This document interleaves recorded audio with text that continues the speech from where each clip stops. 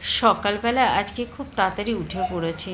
আজ রোববার, তো অন্যান্য কাজ প্রচুর থাকে, রান্না থাকে না হয়তো, অফিসের রান্নাটা থাকে না, কিন্তু অন্যান্য কাজ এত থাকে, কাচাকুচি বেশি থাকে। আর তোমাদের দাদা ভাইয়ের অফিসের জামা কাপড় সারা সপ্তাহের, মেয়ের, আমার সমস্ত কাচাকুচি থাকে।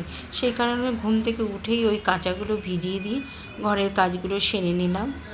রান্নাঘরের বাসন মাজা, কাপড়, তারপরে ঘর পরিষ্কার করা, সমস্ত বিছানা তোলা। তো তোমাদের দাদা ভাই চলে গেছে গ্যারেজে, তো ওখানে গাড়ি ক্লিন করার জন্য লোক আসে, সেখানে লাইন পড়ে যায় রোববার দিন, সেই কারণে সকাল সকাল উঠেই ওখানে চলে গেছে গাড়ি নিয়ে। তো গাড়ি ক্লিন করে তারপরে বাজার করে ওখান থেকে আসবে। কিন্তু সকালবেলা তোমাদের দাদাভাই ভাত খেতে ভালোবাসে, একটু ভাত বসিয়ে দিয়েছে আর একটু আলু ভাজা করছি।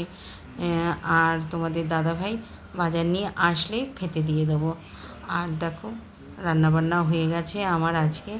এবার তোমাদের দাদাভাই স্নান করেই একটু বেরিয়েছে, কোথায় গেছে ঠিক জানি না, কিন্তু কখন আসবে তাও জানি না। এদিকে মেয়ে বলল, মা আমাকে খেতে দিয়ে দাও, আমার প্রচণ্ড খিদে পেয়েছে। তাই আমি আমার স্নানের আগে ওকে খেতে দিয়ে দিলাম। আর তোমাদের দাদাভাই কখন আসবে জানি না, তবে আমারও বেশ খিদে পেয়ে গেছে, পুজো দিয়েই আমি খেতে বসবো।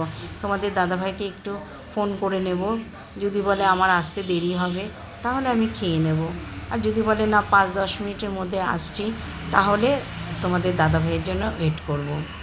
তাই যাই হোক, তোমাদের দাদাভাইয়ের খাবারটা বেড়েই আমি খেতে বসে পড়লাম, যদি চলে আসে আমার সঙ্গেই খেতে পারবে। তো আমি খাওয়া শুরু করে দিলাম। আর স্নান করার পর না প্রচণ্ড খিদে পেয়ে যায়। রিতার খুঁটিনাটিতে সকলকে অনেক অনেক স্বাগত। আশা করি তোমরা ভালো আছো, সুস্থ আছো। আমিও তোমাদের ভালোবাসায় খুবই ভালো আছি। এখন যাব ছাদে, তোমাদেরকে একটা জিনিস দেখাবো আর শোনাবো। তোমাদেরকে বিকেলে ছাদে নিয়ে এলাম, কারণ একটা জিনিস শোনাবো। দূর থেকে ভেসে আসছে কোকিলের ডাক, সেটাই তোমাদের শোনাবার জন্য নিয়ে এসেছি ছাদে। আর আর একটা জিনিস শুনতে পাচ্ছ, মন্দিরে থেকে ভেসে আসা ঠাকুরের গান আর পড়ন্ত রোদ এত ভালো লাগে। আর ভাবলাম তোমাদের কাছে একটু শেয়ার করি, সেই কারণে ছাদে চলে এলাম।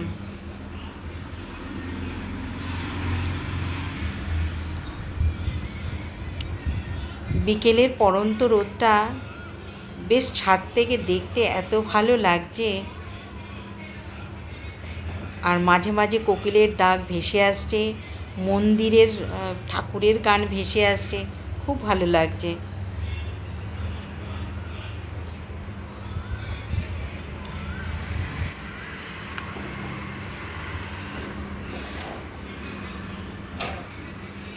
তোমাদের ব্লগটা কেমন লাগলো কমেন্ট করে জানিও।